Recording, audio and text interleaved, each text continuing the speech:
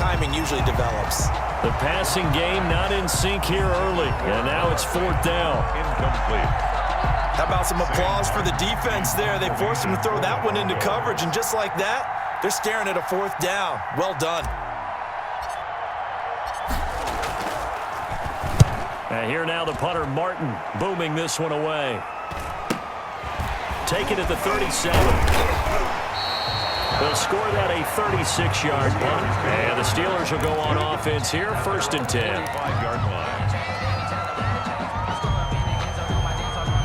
The Steeler offense here about ready for their next drive. It's been a good first half so far. They're up 14-0. Points here, they could really put them in command before intermission. Yeah, and it's all well and good what they're seeing and how they're feeling right now. But it's the NFL. How many times have we watched 14-0 leads evaporate and quickly? And the Broncos get there and take him down. Bradley Chubb.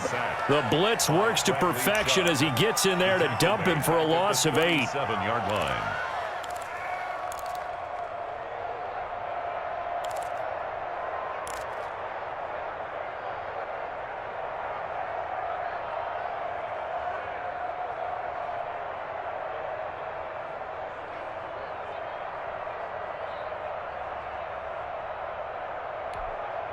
So that complicates things a bit here. 18 yards to go now on 2nd down.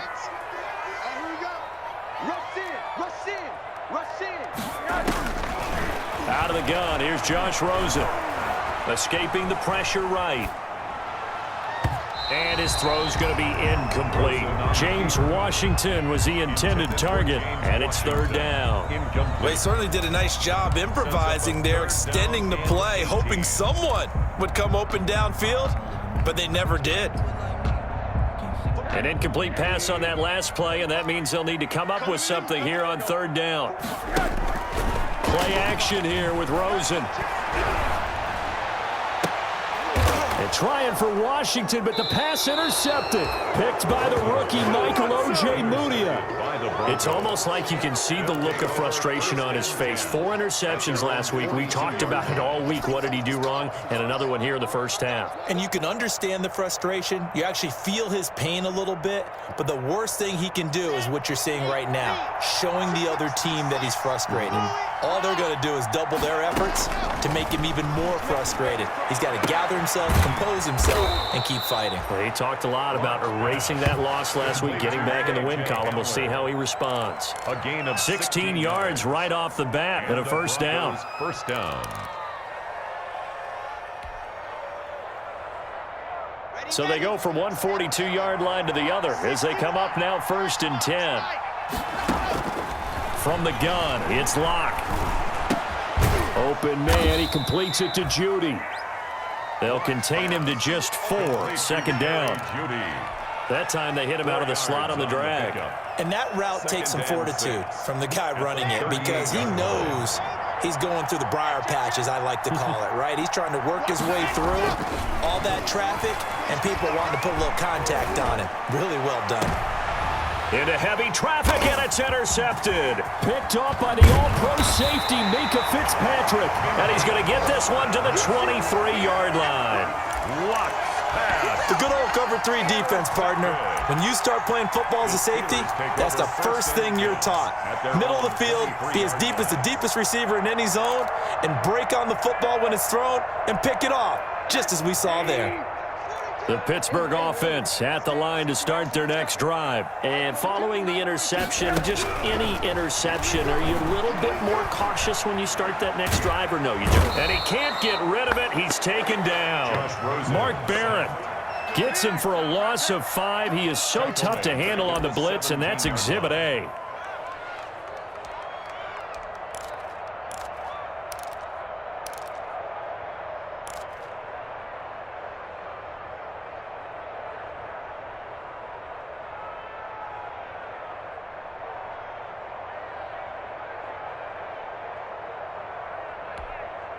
Coming up now on a 2nd and 15 following that sack.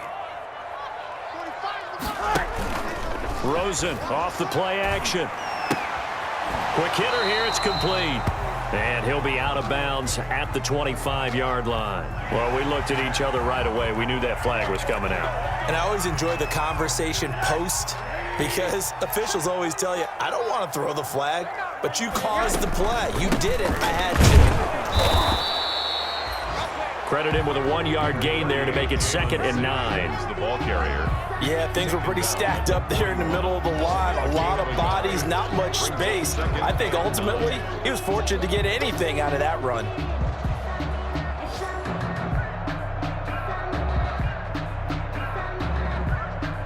And we're at the 41, 2nd and 9.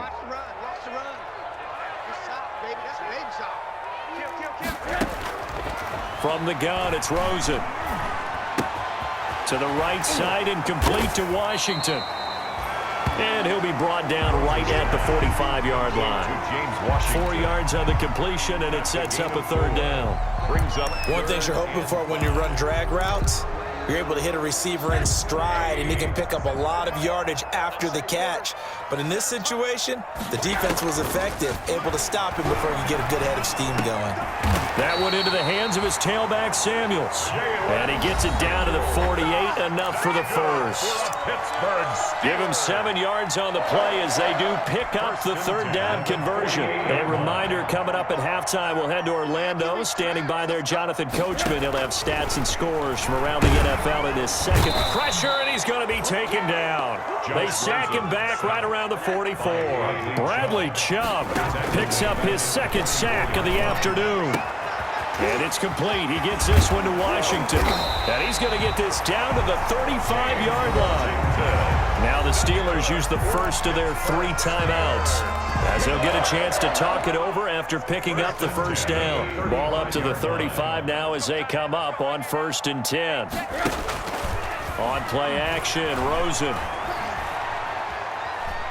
He lets this one fly toward the back of the end zone. And he overshot him there. It's out of bounds, incomplete. They were looking for Johnson that time. And it's 2nd down. 2nd and 10 at the 35-yard line.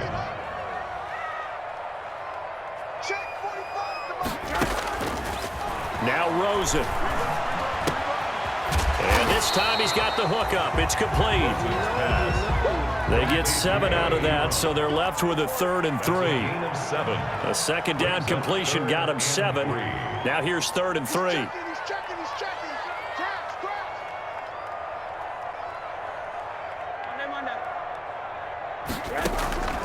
Again, it's Rosen. And he will find his man on the outside. And he'll go out of bounds inside the 15-yard line. Back-to-back receptions for him, and it's another 1st down. The 14-yard line. And now with that completion, he's north of 200 yards here in the 1st half. And he's going to break our statistician, Marvin, isn't he? Because Marvin right now is just tallying it up. Hope his hand doesn't hurt too much doing this or keeps hitting the calculator. But my goodness, what a start he is off to. By the end of this game, he could have monster numbers. He just wants to continue to be accurate. Here's a 1st and 10 at the 14-yard line.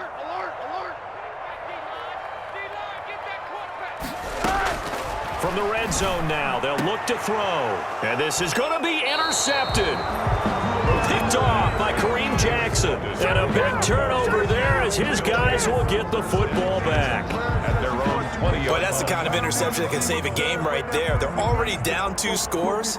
Huge play, slowing down what was going against them. I was thinking the same thing. You get down 3 scores there at this stage, could be in for a long ball game. And lucky to get away with one there. That one nearly picked. 2nd down. This defense has been very disruptive early on as they force another one to go awry. Seems to be the front and the back end. Pass rush, they've been able to get home, and they're taking the ball away in coverage as well. I love how you put it together. The front and back working in sync, only way to play good defense. And a flag comes in as that one falls incomplete. Well, let's see who this is on.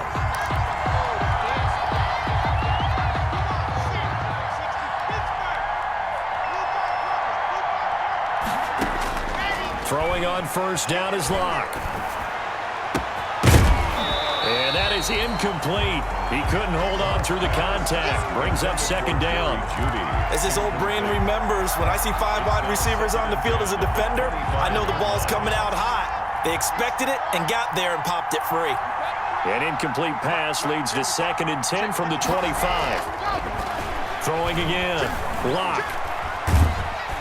And the Steeler pressure too much here. He's going down. Stephon Tuitt able to shake free and get home for the sack. It's 3rd down. So we come upon halftime with our score 14-0 as we send you down to Orlando where Jonathan Coachman has our EA Sports halftime report. Coach. All right, Coach, thank you, and we welcome everyone back for quarter number 3.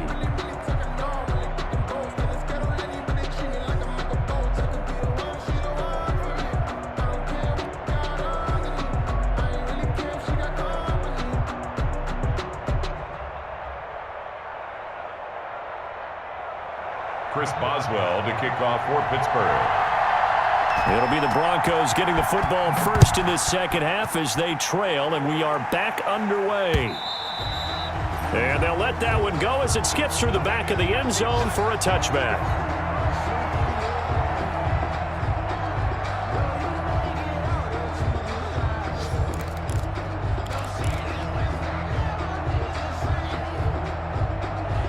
The Broncos onto the field ready to start their next drive. They come out here with a 0 on the scoreboard. What was said in that locker room? That's what I want to know. I would love to have been in there because we often have the feeling that there's a lot of shouting, screaming, people upset. But typically, halftime locker rooms are a lot more clinical than that. And in this case, are they upset that the plays weren't working because of execution? Or did they think they were just bad plays to call? Yeah. We'll find out pretty quickly here if they feel like they had something going, but they just need to do it a little bit better or not. We'll find out. To throw again on 2nd down. Lock. And that'll be incomplete. Cortland Sutton, first-time Pro Bowler. He was the intended target. And it'll bring up 3rd down. Well, coming into this one, we expected that this offense would have trouble with this defense, and that's exactly the way that this game has gone. Pressure in his face, coverage downfield has been tight. That led to another incompletion. This defense, they're exactly who we thought they were coming into this one. He's got his tight end Fant. And he gets this up across the 35 before he's out of bounds. Lock on target to Fant for a Bronco first down. Line of scrimmage, the 37 on 1st and 10. Now Lock again. And that'll be knocked away. It's incomplete. The linebacker, T.J. Watt, there on the coverage. Another attempt, another incompletion. And when I look at the scoreboard and where we are in this game, it comes to mind that they have to start getting the ball in the hands of their playmakers. Throw it to the guys that maybe can take a short pass and turn it into a long gain or make people miss downfield. They've got to have points. And the guys who can put the ball in the end zone, they're the ones that need to touch the ball. He was trying to find Noah Fant, the tight end, and it's 3rd down. But we saw that he had a lot of success last week throwing the football, but that hasn't translated to this week. But with his team behind, I don't expect him to back off. I expect him to keep firing. Dancing to his left. Now Lock, he lost the football. It's out. And it's picked up by the Steelers. And they will set up shop in enemy territory at the 42-yard line. Well, let's see now, Charles. That's 7 turnovers between last week and this week. 3 here in this game, 4 in last week's game.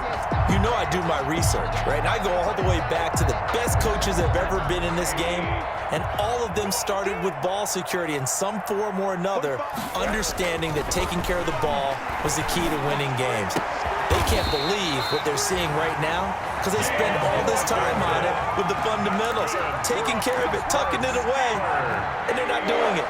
So from inside the 20, here's 1st and 10 at the 18. Rosen will throw. That is caught. It's Juju for the Steeler touchdown. Juju Smith-Schuster there to make the grab. And the fumble recovery leads to 6 points for the Steelers.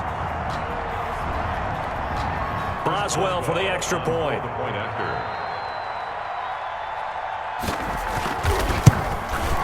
And it is now 21-0. Is good. Makes the score Steelers 21, Broncos nothing. Chris Boswell to kick off. Boswell now to kick it away after the touchdown.